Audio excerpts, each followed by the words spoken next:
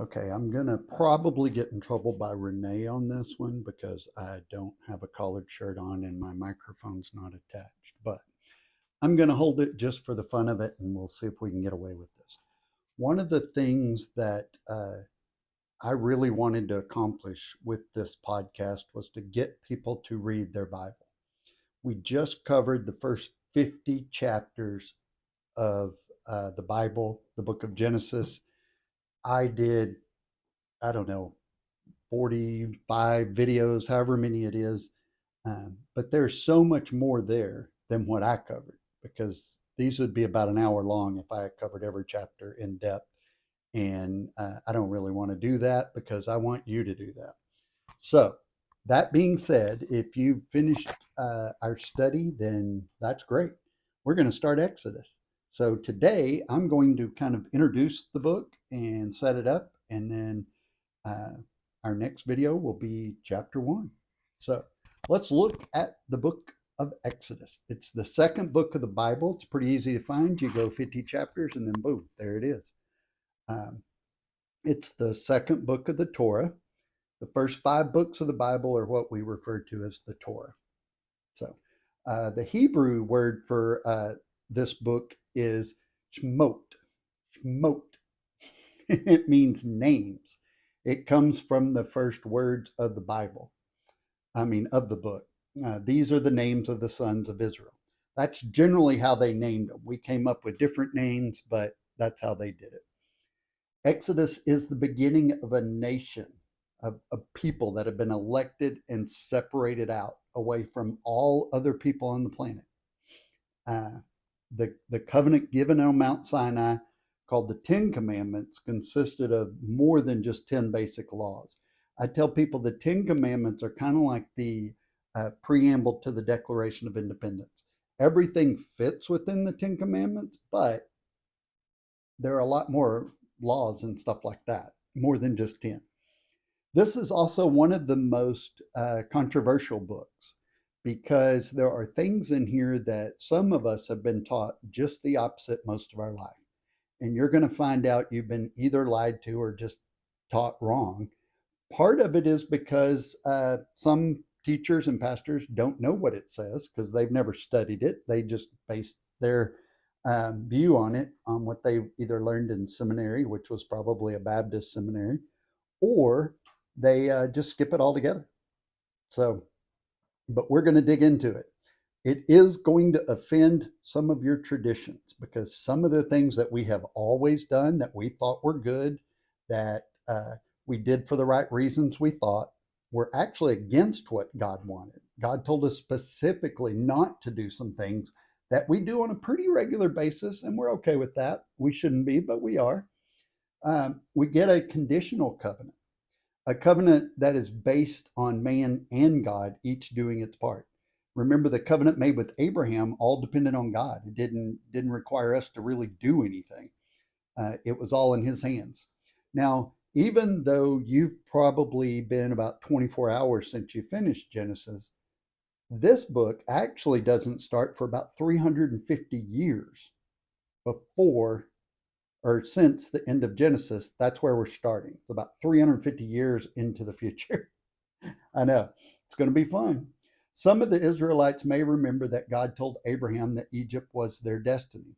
But after 3.5 centuries, how many of them would trust that what God said, that He would get them out, was still true? I mean, how many of them even knew what those promises were? That's why we need to tell our kids what God says, because they need to know so when we're gone, they can live under those promises. So, the only authorized monument in Exodus is a tent structure that God says to build. That's the only authorized monument. That's going to be a big deal as we study. Also, Exodus is really key to understanding the Bible because there's so much in Exodus that God's trying to get out of us that we've learned in slavery and captivity. He used the book of Exodus to teach us how much of that we were blind to. I started this whole podcast with asking, I want people to ask why they believe what they believe. And if your answer is that's what he told me or what she told me or what I learned here or there, dig into the word. Find out if what they told you was even true. They may not have even known. So check those things. So God deals with the society or societal and religious structure of this new nation He's creating as we speak.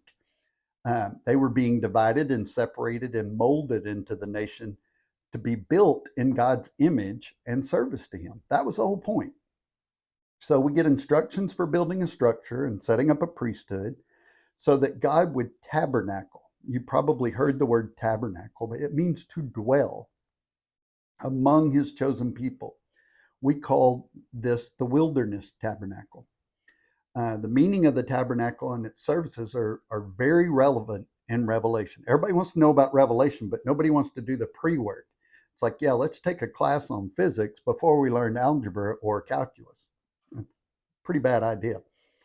The first couple of centuries in Egypt had been prosperous. They had lived a pretty good life.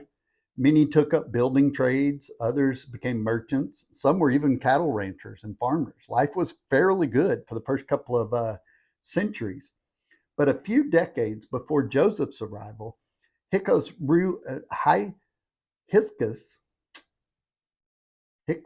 rulers were dominant over much of Egypt. We covered that, how they didn't have Egyptian rulers at the time. They had been taken over by Semites they were cousins of Israel. So they were not Egyptians, and the Egyptians detested these shepherd kings, as they called them.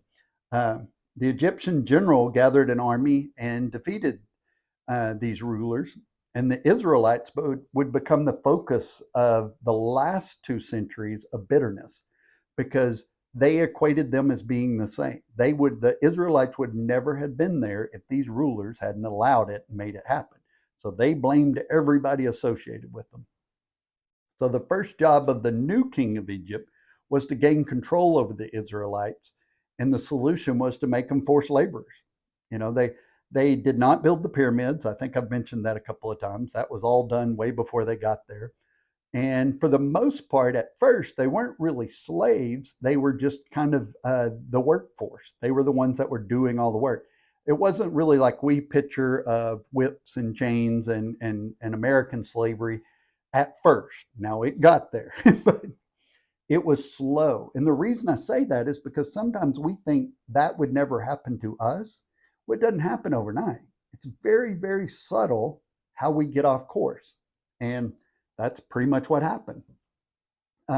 They mainly made mud bricks and digging and did all the restoration of the waterways, the canals, and then building great cities to store up a lot of the food that they were saving for the famine. And thanks to Egyptian science, culture, and art, the skills of the Israelites, even though it was forced, Egypt became a world-class society because all these Israelites learned skills that, guess what, would be important when they got their own land. God was teaching them something here. So Egypt was the breadbasket of the world too. Because when the Nile would overflow and all the minerals and sediment would go, it would make the crops grow, both in Canaan and Egypt. So it was very important to the overall food of the world, the known world at the time. So there are waterways in Egypt still named after Joseph.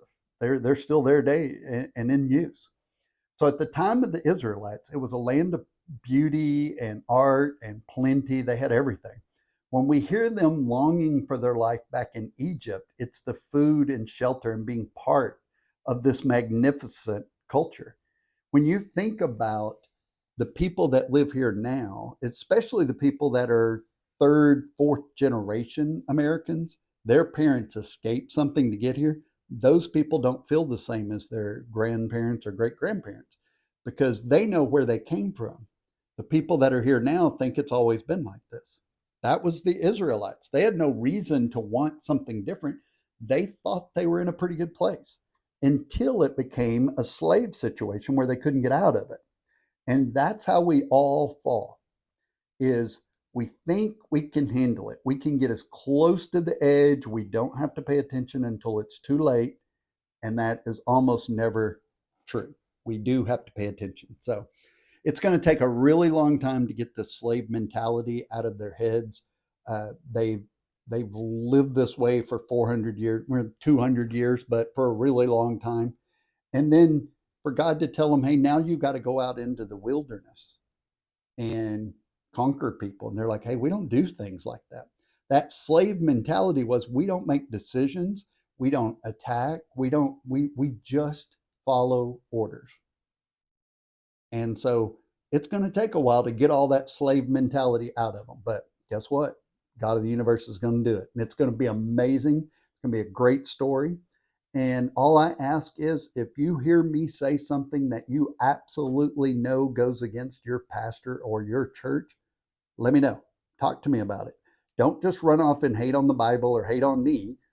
I might be wrong, but make sure you're going with what the Bible says, not what your pastor or your church or your Sunday school teacher said, because ultimately the word's the only one that matters. So that's the introduction to Exodus. We're going to get started tomorrow and just have a whole lot of fun going through Exodus. Take care. Don't forget, love God, love people, and change the world.